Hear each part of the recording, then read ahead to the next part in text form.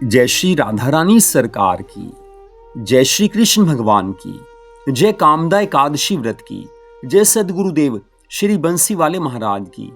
चैत्र मास के शुक्ल पक्ष की कामदा एकादशी व्रत की कथा आज हम आपको सुनाने जा रहे हैं। इस वर्ष 2026 में चैत्र मास के शुक्ल पक्ष की कामदा एकादशी का व्रत 29 मार्च दिन रविवार को रखा जाएगा।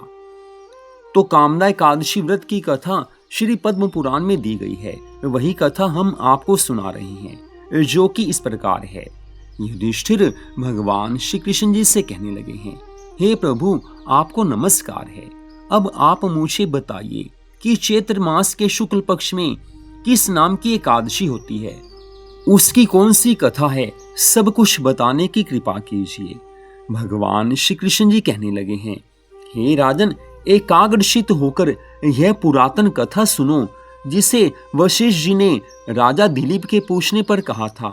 दिलीप ने पूछा, हे भगवान, मैं एक बात सुनना चाहता हूँ। चैत्र मास के शुक्ल पक्ष में किस नाम की एकादशी होती है? वशिष्ठ जी महाराज कहने लगे कि हे राजन, चैत्र मास के शुक्ल पक्ष में कामदा नाम की एकादशी होती है। वह परम पुण्यमयी है। पाप रूपी ईंधन के लिए तो वह दावा नल ही है। प्राचीन काल की बात है, नागपुर नाम का एक सुंदर नगर था, जहां सोने के महल बने हुए थे। उस नगर में पुंडरीक आदि महाभयंकर नाग निवास करते थे। पुंडरीक नाम का नाग उन दिनों वहां राज्य करता था। गंधर्व, किन्नर और अप्सराएं भी उस नगरी का सेवन करती थी। वहां एक श्रेष्ठ अप्सरा थी, जिसका नाम ललिता था। उसके साथ ललित नाम वाला गंधर्व भी था। वे दोनों पति पत्नी के रूप में रहते थे। दोनों ही परस्पर काम भाव से पीड़ित रहा करते थे। ललिता के हृदय में सदा पति की ही मूर्ति बसी रहती थी, और ललित के हृदय में अपनी पत्नी सुंदरी ललिता का नित्य निवास था। एक दिन की बात है, नागराज पुंडरीक राज सभा में बैठकर मनोरंजन कर रहा था। उस समय ललित का गान हो रहा था, किंतु उसके साथ उसकी प्राण प्यारी ललिता नहीं थी। गाते गाते उसे अपनी पत्नी ललिता का स्मरण हो आया। उसे वो याद करने लगा। अतः उसके पैरों की गति रुक गई और जीभ लड़खड़ाने लगी। नागों में श्रेष्ठ करकोटक को ललित के मन का संताप ज्ञात हो गया। अतः उसने राजा पुंडरीक को उसके पैरों की गति रुकने और गान में त्रुटि होने की बात बता दी। करकोटक की बात सुनकर नागराज पुंडरीक की आंखें क्रोध से लाल हो गई। उसने गाते हुए कामातुर ललित को शाप दे दिया, हे दुर्बुद्धे, तू मेरे सामने गान करते समय भी पत्नी के वशीभूत हो गया, इसलिए राक्षस हो जा। महाराज पुंडरीक के इतना कहते ही वह गंधर्व राक्षस हो गया। भयंकर मुख, विकराल आंखें और देखने मात्र से भय उपजाने वाला रूप, ऐसा राक्षस होकर वह अपने पाप कर्म का फल भोगने लगा।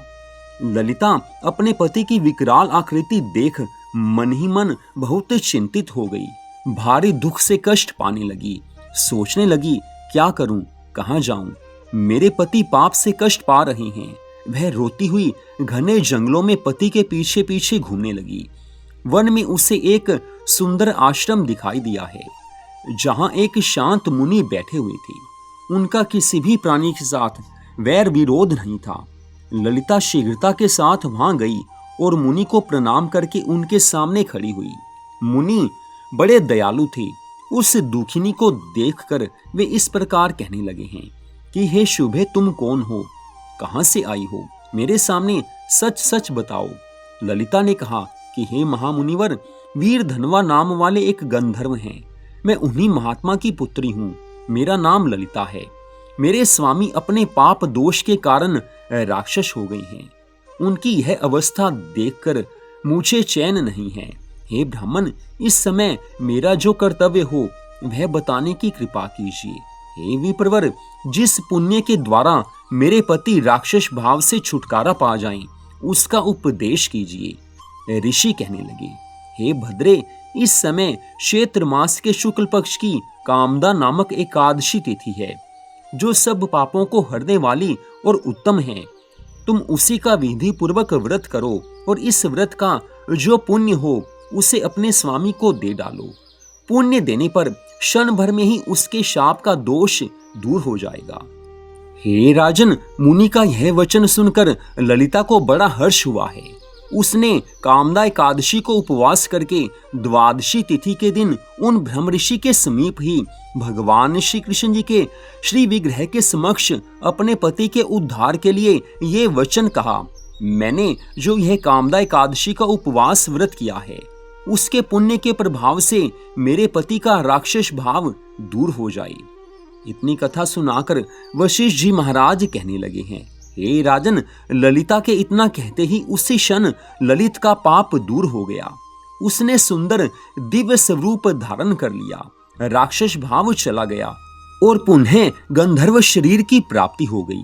हे राजन, वे दोनों पति पत्नी कामदा एकादशी के व्रत के प्रभाव से पहले की अपेक्षा भी अधिक सुंदर स्वरूप धारण करके विमान पर आरूढ़ होकर अत्यंत शोभा पाने लगे। यह जानकर कामदा नाम की इस एकादशी के व्रत का यत्न पूर्वक पालन अवश्य करना चाहिए।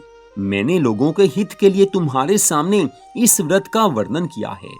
कामदा एकादशी का व्रत रखने से ब्रह्म हत्या आदि पाप नष्ट हो जाते हैं। यह एकादशी पिशाचत्व आदि दोषों का भी नाश करने वाली है। इतनी कथा सुनाकर भगवान श्री कृष्ण जी धर्मराज युधिष्ठिर से कहने लगे हैं कि हे राजन, इस कथा के पढ़ने और सुनने मात्र से वाजपेय यज्ञ का फल प्राप्त हो जाता है। तो इस तरह से कामदा एकादशी के व्रत की कथा आपको सुनाई गई है।